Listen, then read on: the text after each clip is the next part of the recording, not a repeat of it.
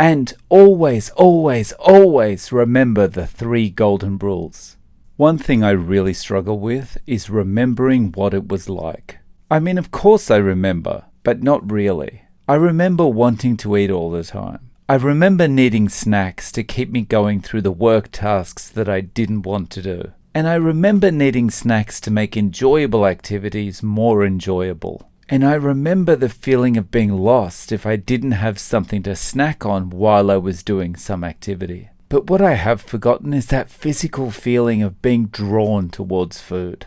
Guys, it's been 14 months since I started the carnivore diet, and in today's video I thought I'd talk a little bit about how to get started. Let's imagine I'd never done carnivore before, or that I've fallen off the wagon over the last couple of weeks or couple of months and I want to get back on. Knowing everything I know now, how would I go about starting or transitioning into carnivore? Before we get started, let me tell you about something that will control your cravings better than anything, and that's smashing the like button. It acts as an awesome distraction from those hunger pains. So why not take a split second right now to ward off the hunger by smashing like and also clicking subscribe. Thank you very much. Now, let's talk about getting started with carnivore. I would personally recommend carnivore to anyone. In 14 months, it's given me massive health benefits and the strength I needed to kick alcohol. So if you've ever considered going on carnivore or you want to get back on, here's some motivation. Here are some of the health benefits that I've seen. Continued weight loss until my body reached an appropriate, what seems like homeostatic weight. A total of 32 pounds. Muscle development without any effort. Now these might seem puny, but to me, with no effort, this is a massive result. Better quality of sleep. I fall asleep more easily. I wake up feeling more rested. I have more energy throughout the day. I have better focus and concentration. Less anxiety. I reverse my arthritis and no longer have any pain in my left knee. No more gum disease, bleeding gums, sensitivity, or bad breath. And I've seen improvement to the long-lasting symptoms from a stroke that I suffered over 30 years ago. And there are more improvements. That's just the summarized version.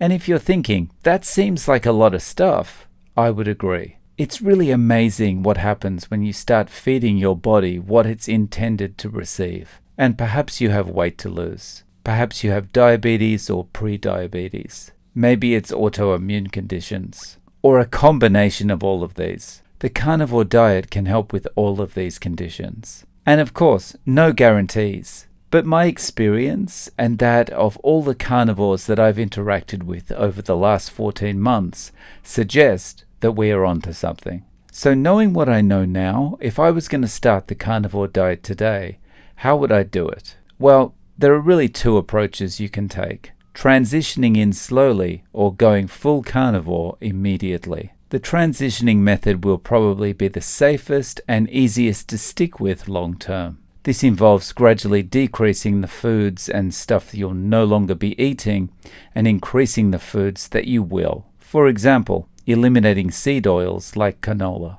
and then reducing processed foods, fruit, veg, nuts, and legumes until you are not eating them anymore. All the while increasing the amount of bacon, red meat, seafood, and eggs that you consume. And this transition might take 4 to 8 weeks. And because you're doing this slowly, you're less likely to experience some extreme keto flu-like symptoms. The other method is being on a regular diet one day and carnivore the next. And the easiest way of thinking about this is the cold turkey method. And for some people, this can work really well. Because for some people, and I include myself in this, there are no half measures.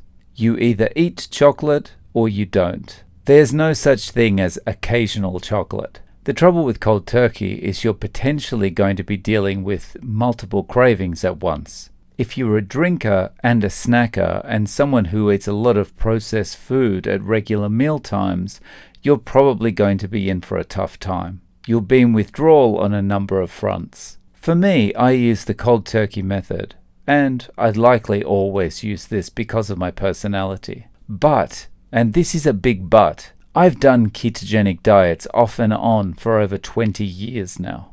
And I was also a couple of weeks into keto when I went cold turkey carnivore. So not only was I likely fat adapted already, but my body was probably somewhat primed for carnivore already due to the episodic keto dieting I'd done over the years. For you, I would recommend how you start carnivore come down to thinking about your personality. If you have good self-control, then a transition approach could be the best for you. If you're like me, if you lack self-control, a cold turkey approach could be best for you. Carnivore is something you'll need to play around with though, and something that is not going to produce the exact same results for everyone. So be prepared to test what you're eating and how much you're eating.